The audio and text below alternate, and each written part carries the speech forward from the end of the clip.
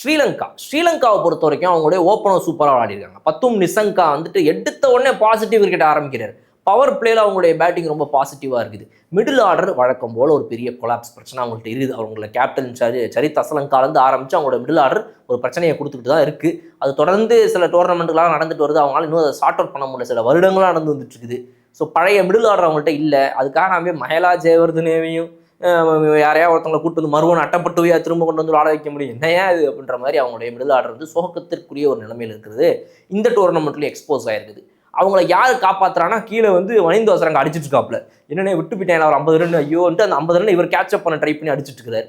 Spin இன்னும் பெரிய லெவலில் அது வந்து மகேஷ் தீக்ஷனாவாக இருக்கட்டும், வனிந்து அவசரங்காவாக இருக்கட்டும், வெள்ளாலாகேவாக இருக்கட்டும், வெள்ளாலாகேலாம் போட்டு வெளுவிழுன்னு வெளுத்து விட்டாங்க 4 ஓவர் 42 கடைசி மேட்ச்சில். அதனால் வந்து இவங்களோட அந்த ஸ்பின் டிபார்ட்மெண்ட் பெஸ்ட்டாக வரல. பட் பெரிய ப்ளஸ் என்ன அப்படின்னா நுவான் துஷாரா அவங்களுடைய ஓப்பனர் பவுலர், அந்த அவருடைய இந்த ஸ்விங்கு ஏர்லேயே கொடுக்குற மூவ்மெண்ட்டு அதெல்லாம் வந்து சூப்பராக இருக்குது. நல்ல பிச்சில் மாட்டினாங்கன்னா ஆப்போசிட் பேட்ஸ்மேனு கந்தல், அந்த மாதிரி ஒரு விஷயத்தை அவங்க கையில் வச்சிருக்கிறாரு.